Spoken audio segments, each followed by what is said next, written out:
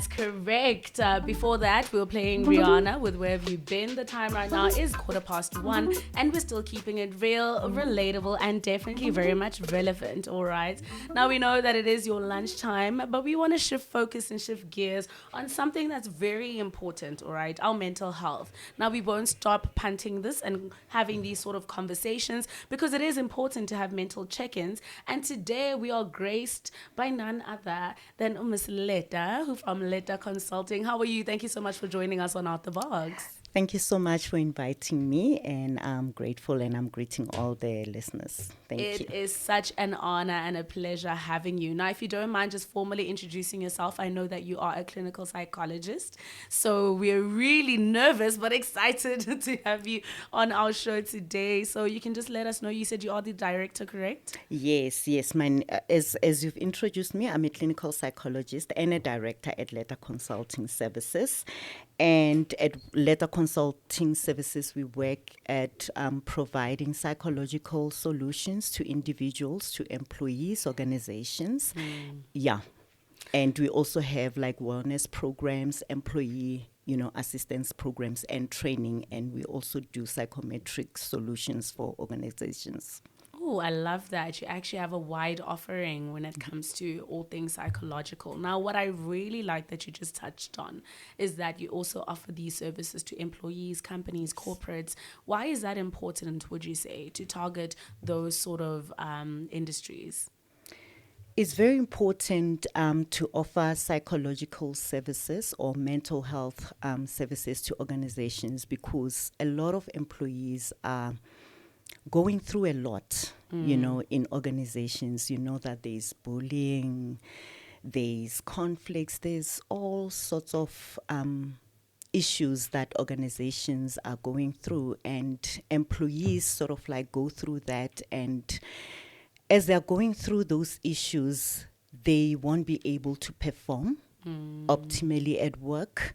And part of what I do where, mental health comes in is to assist the organization so that they can help employees who function optimally, and our services also assist in reducing absenteeism at work. Oh, okay. Yes, yeah. And increase productivity, because when you have employees that are mentally healthy, productivity goes high.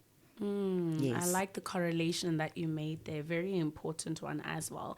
Now, I want to know the people that you come in contact with as a business. Would you say their lives have been changed for the better when they've now gone through your services? And is there an impact that you'd say is directly felt from them going through your services? I wouldn't say entirely 100%. Because in terms of when we talk about psychotherapy, there are people who become receptive to psychotherapy and who benefit, optimally from using our services. And there are those, when you look at them, their defenses are very high. That's the thing. Yes, and they do not receive psychotherapy very well. So it's not that psychotherapy doesn't work, but their defenses are very high. So they're not receptive. They're not receptive. But there is, a high percentage of those that receive psychotherapy and they function optimally in all areas of their life. So I would say that, psychotherapy does have a positive impact on a lot of individuals. Because honestly, this is a very new conversation, specifically within communities, specific communities in South Africa. It's been overlooked. It's something that really hasn't had the spotlight, all right? And so I want to know, in terms of your workshops, how are they conducted? How are these mental health workshops conducted, especially for us who maybe have not yet experienced them?